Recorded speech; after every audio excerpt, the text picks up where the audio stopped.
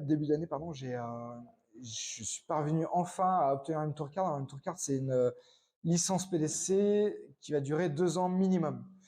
Donc en fait, la PDC, c'est un circuit fermé de 128 joueurs professionnels, ni plus ni moins, il n'y en a pas d'autres. Ce qui fait que c'est très restreint et pour accéder à ce cercle, chaque année, c'est dur, ils en prennent qu'une trentaine sur 800 joueurs, donc c'est assez fou. Et, et par contre, au bout de 2 ans, je dois rester dans la première moitié du tableau, du classement, pour espérer continuer à évoluer dans le monde professionnel. Donc ça va être compliqué. Mais voilà, j'y crois, hein, de toute façon. Sinon, j'aurais jamais essayé d'y accéder. Et donc là, oui, c'est me retrouver constamment en fait avec les superstars de la discipline. Et je suis persuadé, voilà, c'est pas tout nouveau non plus pour moi. J'ai déjà avec parcimonie découvert ce monde-là, donc ce sera plus non plus, il y aura plus l'effet découverte.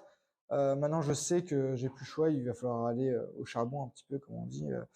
Et donc, j'espère apprendre beaucoup encore. Et je suis persuadé que ma marge de progression est encore élevée. Enfin, euh, tant qu'on y croit, en fait, on peut toujours progresser. À la limite, hein, c'est soi-même qui nous la mettons enfin en place. Donc l'idée, en fait, c'est de progresser aussi donc auprès de ces gens-là. Évidemment, on dit souvent que quand on joue, on affronte des joueurs plus forts que soi. Enfin, on a tendance aussi à élever notre niveau de jeu. Donc, l'idée, ça va être ça, de mettre au niveau. Bon, c'est pas gagné hein, d'avance, mais il faudra peut-être plusieurs semaines, plusieurs mois. Et j'espère pas attendre 2 ans parce que ça sera trop tard. Mais voilà, l'idée, c'est de montrer aussi à tout le monde aussi que je suis capable et qu'un Français est capable d'évoluer au plus haut niveau. Donc là, j'ai un peu de temps devant moi, quoique ça va venir vite. Le deuxième week-end de février, premier déplacement à Wigan, donc entre Manchester et Liverpool, qui va durer 3 jours. Donc ça va, hein, c'est assez court, mais puis ça va se répéter. Hein. Par contre, une semaine après, je serai à Milton Keynes, donc toujours en Angleterre. Et après, c'est de l'Allemagne. Enfin, à raison de, pour l'instant, 2 à 3 fois par mois, on va dire 2. Et après, j'espère évidemment, comme je débute dans ce circuit-là, on va dire que je suis pas classé, donc je vais pas devoir passer aussi à certains moments par des phases qualificatives pour me qualifier pour des tournois importants, un peu du grand chelem, comme je disais au tennis, tournoi majeur, télévisé. Donc il y a rien d'acquis, hein, évidemment. Donc ce qui fait que je vais pouvoir, j'espère, jouer davantage. Donc là, pour l'instant, j'en ai allez, 25 tournois où je suis certain d'y participer. Et puis le but c'est de participer au plus gros tournoi, donc il va falloir me qualifier. Et évidemment le but c'est d'évoluer assez rapidement dans le classement, sachant que à l'image du golf en fait, le classement se fait par rapport au prize money. Et le prize money c'est évidemment qui augmente au fil des matchs, hein, mais et des victoires, parce que tout se fait en élimination directe. Et donc, en fait, hein, prize money, c'est comme des points, ça revient au même. Hein, et donc, l'idée, ouais, c'est, comme je disais, dans 2 ans, faire partie des 64 minimum, quoi. C'est un peu comme au tennis avec les Ouais, challengers. c'est ça, c'est exactement pareil. D'accord. Ouais.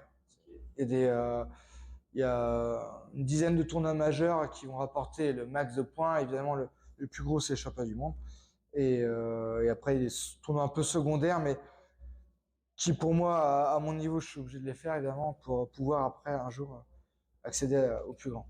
Mais il y a déjà un tournoi majeur auquel je vais participer, là c'est début mars, le UK Open qui est un des plus gros tournois télévisés et là en fait j'ai la chance de m'être qualifié donc je vais pouvoir dès le premier tour passer à la télé, jouer sur scène devant ça dépend des salles, il y a plusieurs salles en fait pour l'événement au même endroit donc ça va être énorme. Mais ça peut être des salles de 1000 personnes jusqu'à 10 000, quoi.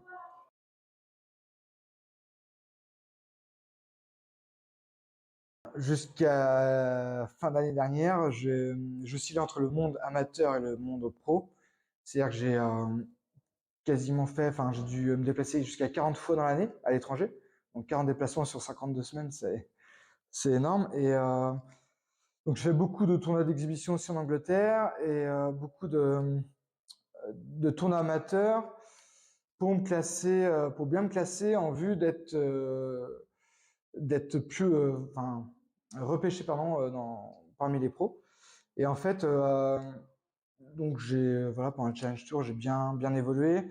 J'étais sur les 500 joueurs, j'étais dans le top 10, donc c'est un peu la Ligue 2 en fait, hein, des fléchettes. Et puis arrive fin novembre, en fait, un tournoi qualificatif où on est 100 inscrits, 100 joueurs, et le vainqueur est qualifié pour les championnats du monde. Donc c'était un tournoi réservé en fait à tous ceux qui n'avaient pas pu au préalable se qualifier pour le championnat du monde. Il restait une place. Et donc réservé aux Hollandais, Allemands, enfin Européens du continent. Et je parviens à gagner. Et ça c'était énorme parce que c'était un objectif, mais sans l'être vraiment. C'est-à-dire que pour moi ça aurait été un entraînement si avant de pouvoir participer au championnat du monde semi-pro. Parce que là, je l'étais déjà qualifié. Et je m'étais dit, tiens, c'est le dernier tournoi possible. Au pire, voilà, si je ne réussis pas, c'est pas grave, ça m'aura fait jouer contre les bons joueurs. Et donc, à la surprise, on va dire, un peu générale, je parviens à gagner. Donc, je me qualifie pour le championnat du monde pro. Donc là, évidemment, je fais un choix assez rapide parce que je peux pas évoluer dans les deux championnats du monde qui ont tous les deux en fait lieu au mois de décembre. Donc là, je fais le choix évidemment de participer pardon, pour les championnats du monde PDC. Donc, enfin, c'est l'événement phare de l'année et c'est voilà, c'est la mecque des fléchettes. Enfin, tout est décuplé, que ce soit l'ambiance, le prize money, enfin, l'enjeu, l'attente aussi, tout cet événement. Quoi. Donc, il s'agit en fait des tournois majeurs un peu télévisés qu'on pourrait appeler comme au tennis, enfin des grands chelems, hein, c'est ça. Donc ça, j'ai pas encore trop l'habitude, mais ça va venir, j'espère. Enfin, c'est mon but. L'événement dure quand même 3 semaines, donc c'est énorme en fait l'attente qu'il y a autour de ça. Et à savoir, hein, pour la petite histoire, les championnats du monde de fléchettes dans le monde sportif anglo-saxon, c'est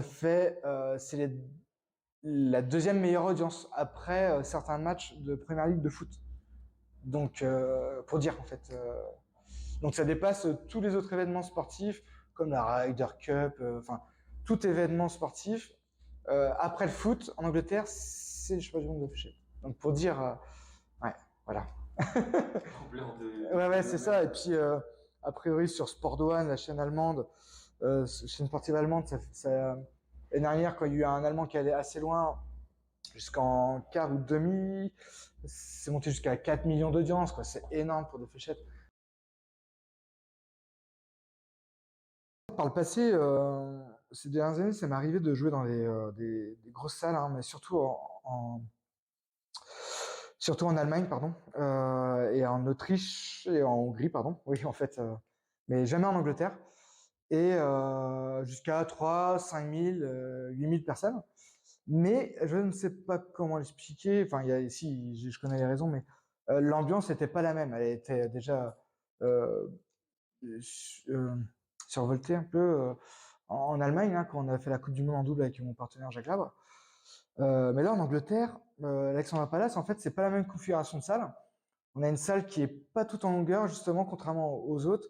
C'est plus ou moins un carré. Et en fait, on a la scène qui est vraiment au cœur de l'événement, sur un des côtés, ce qui fait qu'on a le public vraiment proche de la scène et vraiment à 180 degrés derrière soi. Et là, on est dans une période un peu festive aussi. Hein, c'est les fêtes de fin d'année. Les Anglais sont là aussi pour profiter de l'événement et ils le montrent bien. Voilà, ils sont déguisés. Et ils sont ils sont de bonne humeur et ils réagissent. Donc public très connaisseur et en fait ils réagissent un peu à chaque fléchette. Ce qui fait que ça met une pression que j'avais pas trop connue en fait jusqu'à maintenant. Donc ça a été compliqué en fait de gérer mes émotions sur scène pendant ces 2 matchs-là. C'est une expérience, une première à ce niveau-là. Et je pense à l'avenir qu'en répétant justement ce genre d'expérience, je pourrais mieux gérer. Donc il faut juste me qualifier de nouveau, en tout cas vivre d'autres événements de ce genre dans l'année. autant j'ai ressenti une pression sur place par le public, mais j'avais une pression aussi, on va dire, médiatique, c'est-à-dire que en devenant le premier Français, forcément les médias se sont intéressés à moi, et donc je marquais ainsi l'histoire des fléchettes en France et même de l'histoire des fléchettes mondiales, parce que c'est une première. Et la France représente aussi potentiellement un marché porteur aussi hein, que ce soit au niveau sportif ou financier hein, pour les fléchettes. Et donc j'ai été beaucoup sollicité hein, les jours précédents à l'événement. Ça m'a pas toujours aidé dans le sens où j'ai pas toujours réussi à me mettre dans ma bulle, hein, mais après voilà, il fallait que en tant qu'un peu aussi ambassadeur de la discipline, que j'accepte aussi ce genre de contraintes. Et je le faisais aussi avec plaisir. Et, euh, et après voilà, il y a aussi un protocole sur place, aussi vis-à-vis des médias étrangers hein, qui s'intéressent énormément à la discipline, tel que Sky Sport en fait, hein, qui retransmet l'événement, mais entre autres, hein, mais pas que, hein, il y a toutes les chaînes étrangères. Et donc aussi, il faut répondre aux questions, il y a l'image qui est en jeu, il y a mon image, donc il y a, voilà, il y a des shootings photos, enfin, il y a énormément de choses à faire avant un match, et pareil, quand on n'a pas trop l'habitude, enfin, c'est des choses qu'on découvre, qui sont, qui mettent pas forcément à l'aise. Donc voilà, je pense à l'avenir, ça serait mieux parce que maintenant je sais comment ça se passe.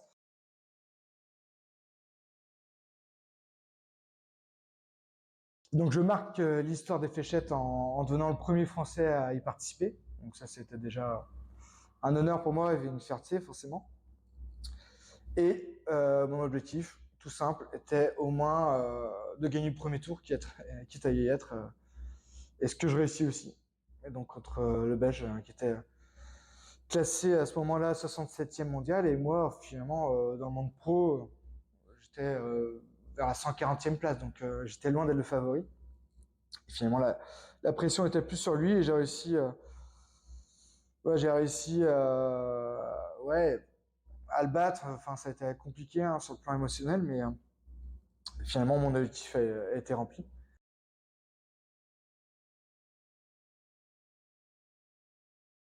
Et puis là, second tour, évidemment là, ça se compliquait un peu pour moi parce que je jouais le Rob Cross qui est ancien champion du monde en 2018 et 8e mondial à ce moment-là. Et finalement, c'est moi qui mets un peu trop de pression alors que il n'y avait pas lieu d'être, hein, mais bon, je voulais bien, je voulais bien y figurer, pardon. Et finalement, je suis un peu surpris de son niveau de jeu au début de match. Il est pas dedans et je me mets une petite pression justement parce que je me dis mince, il est pas dedans. Profites-en Thibaut, ça va pas t'arriver tout au long du match. Et là, en fait, je parviens pas à clôturer mes manches. Finalement, je me retrouve mené rapidement 2-7 à 0. Dommage, quoi. Je loupe un peu le coche, mais bon, après, il n'y a pas de honte à perdre contre le 8e mondial, quoi. Et qui est pro depuis des années, qui fait partie des superstars de la discipline. J'ai toujours rêvé gamin, en fait, qu'on pouvait démocratiser les fléchettes grâce à des performances internationales de la part de Français. Et je rêvais aussi d'en faire partie. Et je pense que j'y suis, mais enfin, je suis pas le seul, hein, mais on est plusieurs à pouvoir y contribuer. Mais en tout cas, je suis persuadé que c'est possible. Maintenant, ouais, on sent un engouement quand même en France autour de ça. Au début d'une belle histoire, je pense. Et en fait, à l'image de d'autres joueurs en fait qui ont aussi aux Pays-Bas, par exemple, comme Barneveld, qui a permis de développer les fléchettes dans son pays, pays qui n'était pas destiné forcément, enfin, les fléchettes n'étaient pas culturelles là-bas. Et en fait, en devenant champion du monde dans fin des années 90, ça a explosé dans le pays.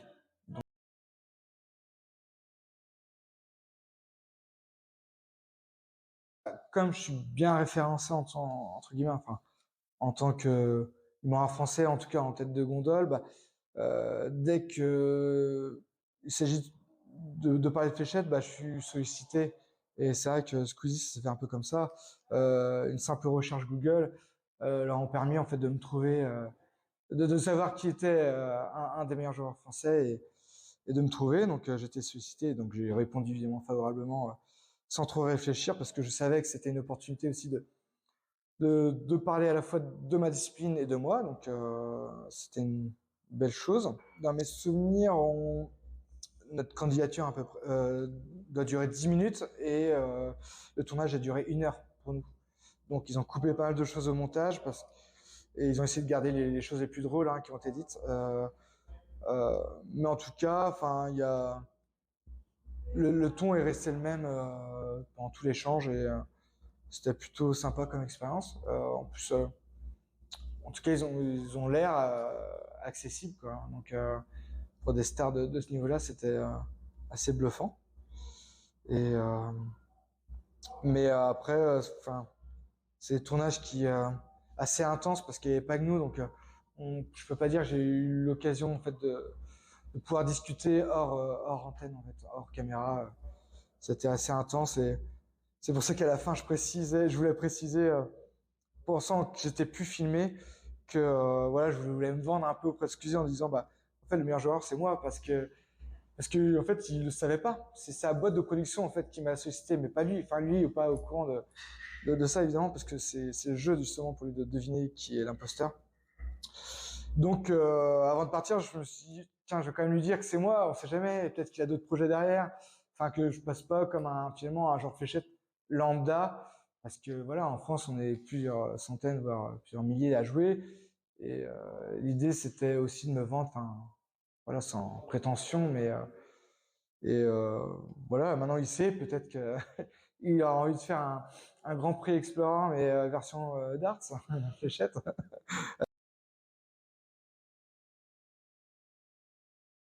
J'ai toujours aimé le sport en général et encore plus le foot et toujours été supporter de FC Lorient et puis faut dire que j'ai quelques contacts aussi avec le club et en fait ils avaient l'idée pour changer un peu aussi, enfin de faire de proposer un défi avec les joueurs et pareil évidemment quand on est supporter d'un club on peut pas refuser ça et j'étais très fier de faire partie de ce projet-là. Ouais.